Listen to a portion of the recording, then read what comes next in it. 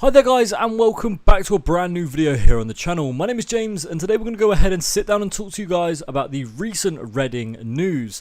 Now last year I did something very similar to this where I did the Reading roundup, whereas this year it seems like a lot of news is coming out almost every day. So what I'm going to do is go ahead and just kind of bring it to you guys as it comes. We got a few bits of news to go into in this one. Obviously I only did a video just a couple of days ago in regards to the manager situation and the statement brought out by our CEO. So yeah, we're going to go ahead and just talk about kind of the news that has followed since then. So after we had a statement released the following day, the EFL came out with an official statement as well in regards to Reading Football Club, which I'll go ahead and read for you now. So Reading Football Club have been charged with multiple breaches of EFL regulations. The charges relate to the club failing to meet their obligations to pay its players' wages on time and in full on or around the 31st of October 2022, the 30th of November 2022 and the 28th of April 2023. Young Dai, the club's owner, has also been charged with causing the club to be in breach of EFL regulations despite his commitment to fund the cash requirements of the club. The club and Mr. Dai have until 4 PM on Thursday the 29th of June 2023 to respond to the charges. Absolute shit show once again. Look, we've spoke about this for quite a while. Dai Young needs to leave Reading Football Club. The owner is absolutely killing this club. And once again, we have gone ahead and breached multiple EFL regulations. Now listen, does this mean that a points deduction is going to come Reading's way next year? Probably. It's probably going to be the same with Wigan as it's going to come before the start of the season. Am I disappointed? Yes. Am I angry? Yes. Do we need to see change? Yes, we do. Look, there's not really much to comment on other than the fact that we failed to pay wages once again. It also came out that Reading had failed to pay for a player's loan wages as well. Now, I don't know if this is because Baba Rahman wasn't match fit or anything along the lines of stuff like this, but once again, it's despicable that Reading have not paid the players on time. Now, I know some of the staff haven't been paid as well on time, so look, absolute disgrace, and we need to get these owners out as soon as possible. But we're here to bring the news today. We're not here to bring my opinion. Obviously, my opinion on it is I'm fuming. The next piece of news is that Bowen is officially going to be staying with Reading Football Club as well. This comes after Mark himself has gone ahead and kind of like given just the message to Reading fans all over and the staff as well that he will not be leaving. This actually came from LinkedIn. Actually, Mark Bowen's LinkedIn himself. He put to a Reading fan who did ask him a question. "Hi Lee, I am not resigning. This club is in my heart. We all have to be so very strong at the moment. We will, given the chance, strive to be back, strive to take this club back to where it belongs."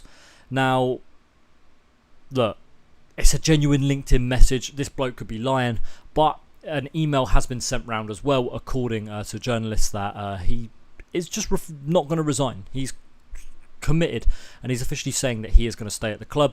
It's what we want to hear. It's really, really what we need to see. So yeah, I'm very, very happy with that. The next piece of news is that Chris Wilder is officially dead in the waters, is no longer going to be taking charge of Reading. Now the rumour, according to Andy Preston 96, who's reported this, is that the deal broke down over a disagreement due to backroom staff. Now this comes with Chris Wilder bringing a lot of people with him, as he normally does, to every club. And listen, if we're going to fire Chris Wilder halfway through the season because he isn't matching expectations, it's going to be a lot of money to get rid of his whole backroom staff as well. Now look, the one thing I'm happy here is that the club haven't kind of just given in and spent a lot of money like they normally would. Here we've actually just gone, no, look, it's too much money, we can't do this. Now obviously Wilder was Mark Bowen's #1 choice and Nathan Jones was his #2 choice, but it looks as if neither of the people will be coming to the club, as it has come out from Andy Preston as well once again that Ruben Sellés is the leading candidate to now take over the Reading job. The former Southampton manager, who has just an 11% win ratio, is, according to this Andy guy, set to take over at Reading. Look, I don't really know anything about this bloke, if I'm completely honest. I know he started his career as a fitness coach and has kind of been a #2 his entire career. Is he going to be any good? I'm not really too sure. But once again, this falls under the Reading typical employment where we just employ these random people. You look at recent employments of, okay, it's not so random, but Yap Stam. We then had Paul Clement, which was probably one that everyone was happy about. We then had Jose Gomez come in, who was just a random appointment. Mark Bowen then took charge, which again wasn't really too random. He was kind of behind the scenes anyway.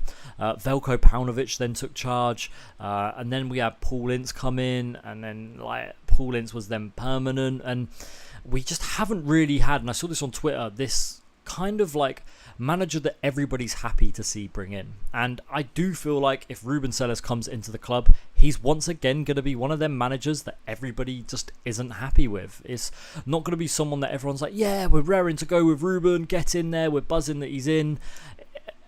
For me, a bloke who, let's be honest, has never really done anything anywhere, he's just some number two that has just kind of been around, isn't the right employment, especially for someone that's going to have to be managing in League One, and it's a difficult league to get out of, especially if you've never managed there before. Let's be honest, Rubén Sellés knows absolutely nothing about the League One, and do we need that right now? No. We kind of need a steady Eddie. We kind of need this guy who's just going to really right the ship at Reading. Is that a Nathan Jones? Is that a Steve Cottrell? Is that a Danny Cowley even? Yeah, and Rubén Sellés just isn't the right appointment. I'm looking here at his permanent Southampton record. He had 18 games, 2 wins, 5 draws and 11 losses, bringing in an 11% win ratio. I can't really sit here and say we shouldn't employ him because whatever. Look, Southampton were a poor football team last year, but that record is unacceptable really. And if he's going to be getting the job based off that, let's be honest, we both know that's not. We all know that that's not a Mark Bowen appointment. Am I a little bit worried? Yes, but maybe it's what Mark Bowen also wants, is someone who's just going to come in to coach the team, and he can handle all of the other bits, the transfers and contracts, everything like that. So maybe that's where we're going to end up. But worrying statements either way. But that's going to be it for this one. It seems like Rubén Sellés is set to take over at the club. Mark Bowen's officially staying, and we're probably going to get a points deduction. That's going to be it for today's video, guys. Hope you've all enjoyed it. My name's been James. Thanks for watching. We'll see you next time. Bye-bye.